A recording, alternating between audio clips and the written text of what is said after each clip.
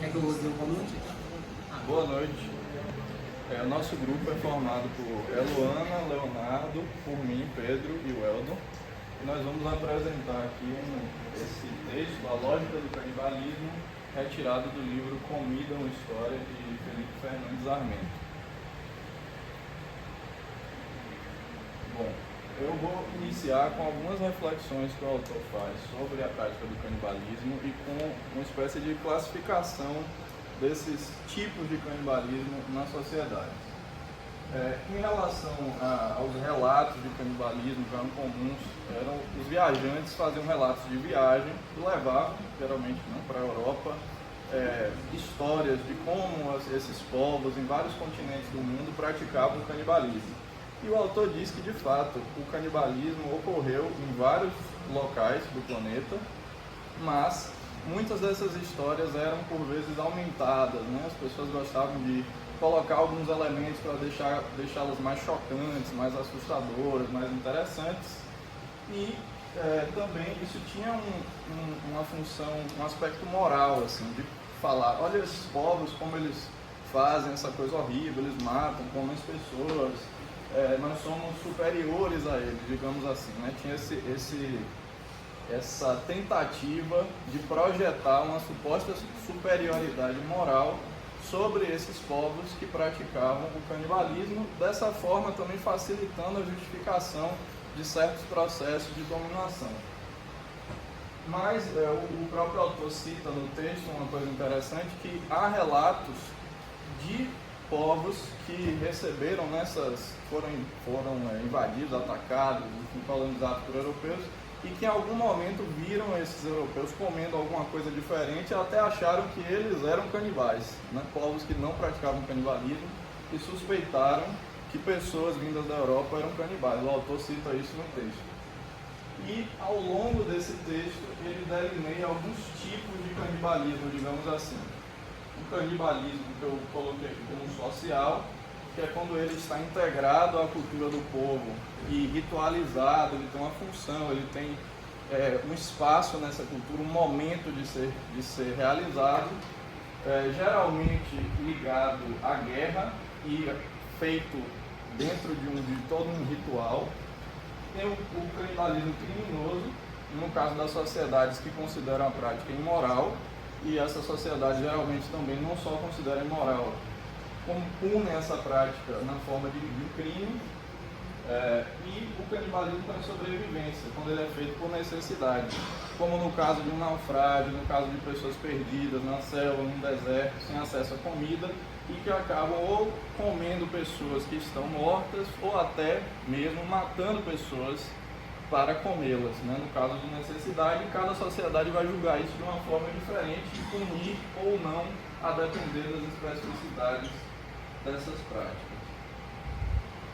Aqui a gente trouxe alguns relatos do mar e de paralelos terrestres que acontecia em relação às histórias que ele falou, que o povo informava. A tripulação da segunda expedição do Fundo Atlântico, os prisioneiros aruacos libertados dos canibais da ilha de Guadalupe, para os caraíbas a carne humana era tão gostosa que nada se comparava a ela. Edições do livro A Viagem de Viscos ilustra churrasco dos canibais. Os astecas compravam escravos para consumo, os tupinambás consumiam inimigos até a unha. Nas guerras índias das Américas do Norte do século XVIII, os adversários assavam os inimigos e no Melanésio ossos eram feitos de agulha para a costura. O canibalismo forte, útil de horror, surgiu para aumentar as vendas dos diários das viagens, sendo verdade ou não. Naufrágio, roxigama, medusa e etc. Agora eu vou fazer uma analogia relacionada a dois filmes mencionados na leitura, no qual se destaca contextos diferenciados do canibalismo, iniciando pela série, no caso, que é de Jeffrey Dahmer, que vocês encontram tanto na internet ou no Netflix, que conta a história de um canibal de Milwaukee.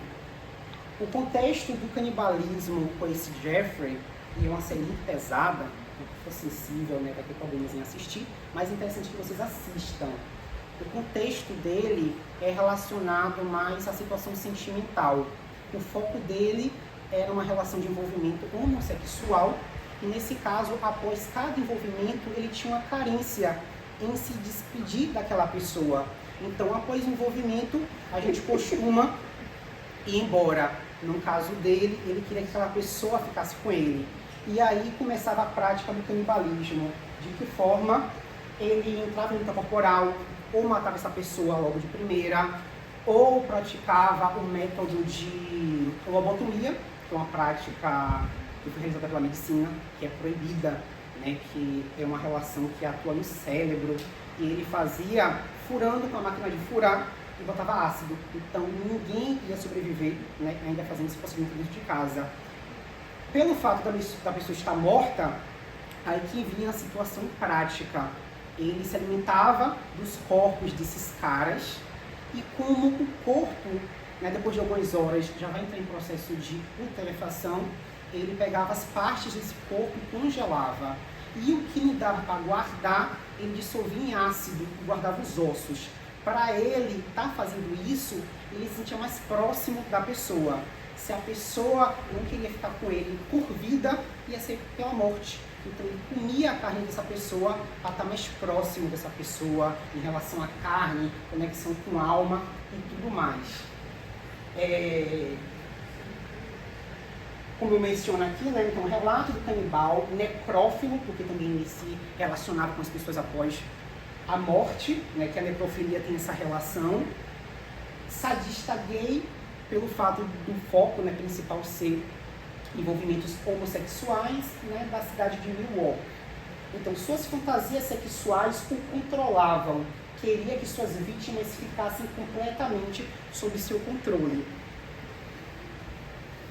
Aqui eu lanço uma pergunta: por que Jeffrey Dahmer comia algumas de suas vítimas? Como eu mencionei, ele queria ficar próximo dessas pessoas, então esse era o fato dele consumir a carne dessas pessoas. Fazia com que ele se sentisse como se as vítimas fossem parte permanente dele, e acabava sendo, né, que ele comia a carne de uma pessoa que ele gostava. Mesmo praticando tais atos, ele possuía admiradores. Como vocês observam na primeira imagem, é a capa da série, e aqui a foto dele na vida real, quando ele foi preso. E por coincidência, quando ele morreu, ele foi assassinado no presídio, ele foi assassinado da mesma forma que ele matou a primeira pessoa, pois existem documentários dele na vida real relatando o que ele fazia e não se arrepende de nada. Com isso, vocês observam que, independente daquela pessoa tem um gosto de achar quem é bonito e feio, mas por essa aparência, muitas pessoas achavam ele belíssimo, e mesmo sabendo que ele praticava esse ato, ele tinha admiradores que enviava cartas e queria se relacionar com ele. E com isso, os presidiários não entendiam aquela relação de um cara estar preso e ter admiradores, enviando cartas de amor e de admiração. Com isso, começaram a pesquisar no presídio, descobriram a carta dele e com isso, né, entenderam o que ele fez. E a primeira morte, né, o primeiro assassinato que ele cometeu foi pegando um halter, né, aquele peso de academia, e machucando, né, a cabeça de um cara que ele conheceu na rua. E no presídio fizeram da mesma forma, eles estavam na academia, o cara discutiu com ele e matou ele dessa forma, sem saber que a forma que ele matou a primeira vítima. O segundo relato é do filme Sociedade da Neve, que também vocês encontram na Netflix, ou em sites alternativos para quem não tem conta na Netflix. É um relato, de forma resumida, de atletas, se eu não me engano, que estavam em viagem. Com isso, eles caíram nessa montanha, nos Andes, isso, e não encontraram, né, as buscas não encontraram eles. E com isso, chegou aquele momento que esgotou a comida do avião e entraram em acordo. Quem morrer primeiro, né, vai servir de alimento. Teve uns que não aceitaram, falaram: se eu morrer ninguém me coma, e também não vou comer ninguém. E outros entraram em acordo, né, para cada um ir revezando ali e comendo os corpos que iam morrendo. E é uma história real também. Aí, como eu mencionei aqui, é um relato do avião que caiu nos Andes Aqueles que sobreviveram ao acidente precisaram recorrer à carne das vítimas para não morrerem de fome. Os sobreviventes fizeram pacto quando a fome se tornou extrema. Quem não sobrevivesse ao acidente autorizou que o corpo fosse utilizado pelos colegas, que foi como eu mencionei. Então, essa aqui é uma das capas, né, porque as capas costumam ser alternativas, e tem vários tipos de capas, mas é uma das capas principais. E aqui é uma cena do filme onde eles estão dentro do avião. Agora meu colega vai dar continuidade. Outras lógicas do canibalismo é o lucro, seita, canibais de dragões, fome, satisfação, prazer, oportunismo, vingança, ódio, cultura e rituais. A gente trouxe aquela imagem ali do louva-a-Deus porque ela é um canibalismo sexual, porque quando ele termina do ato sexual com o pai, ela come tudo.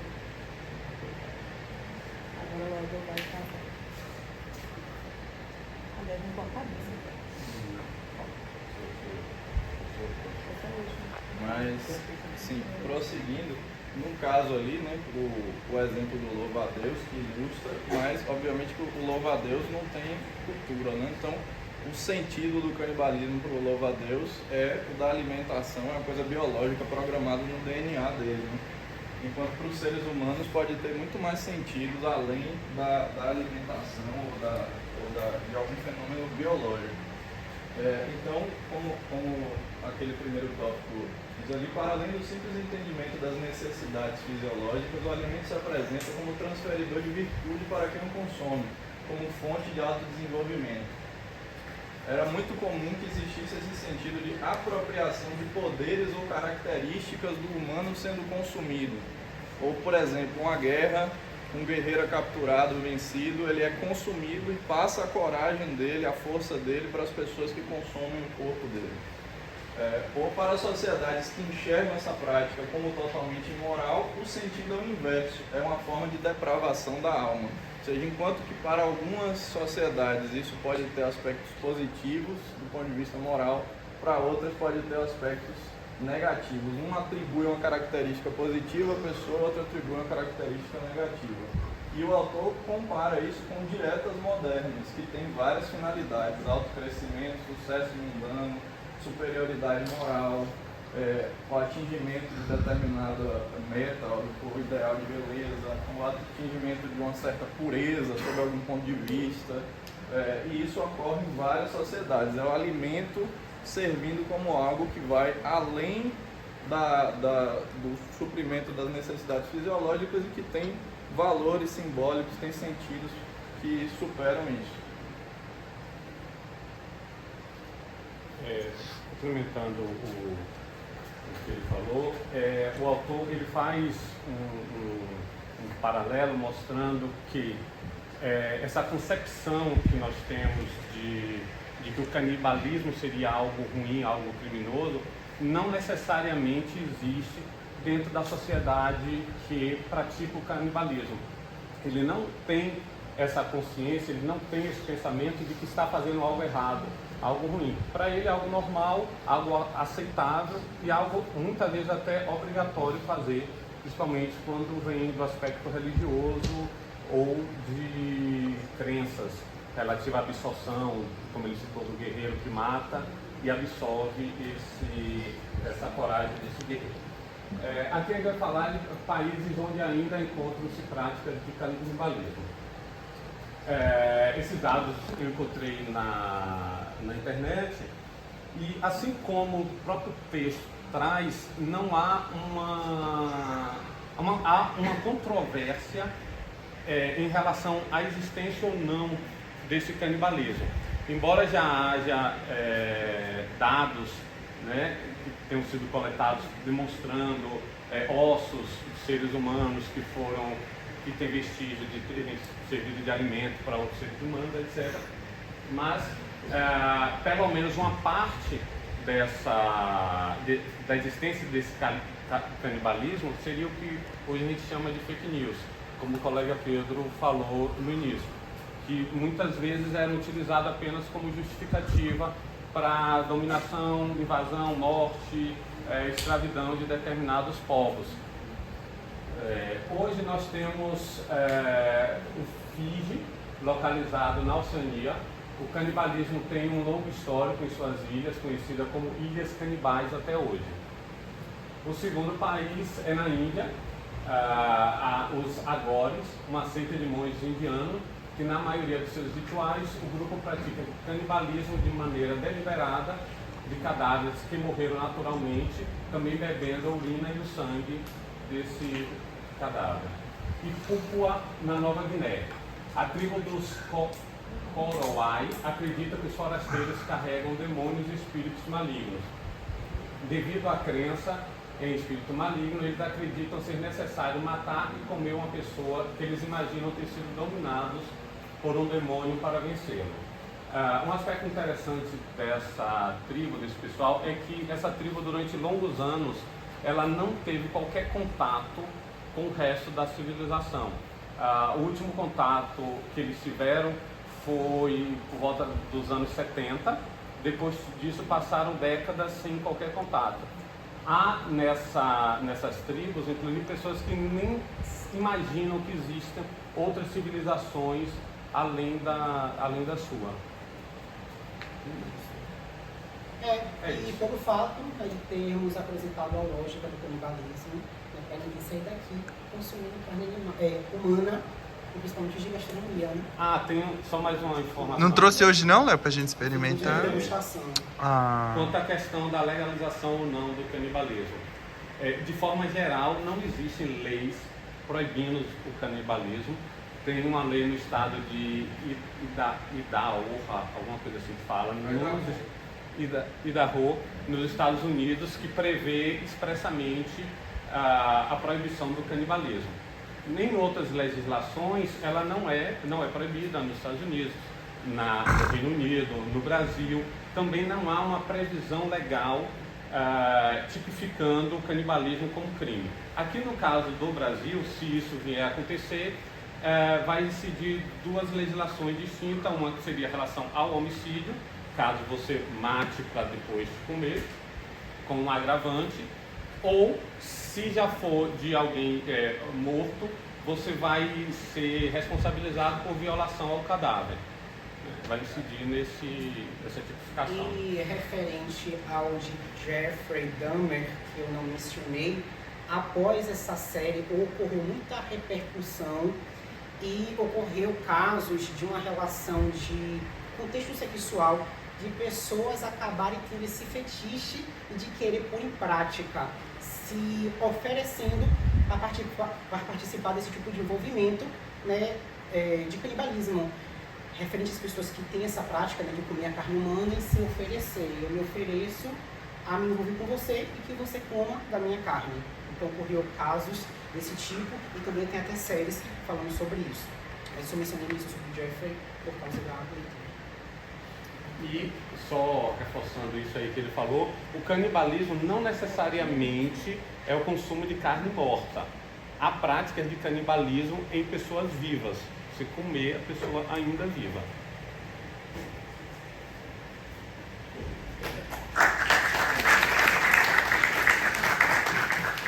Para ver próximo, gente.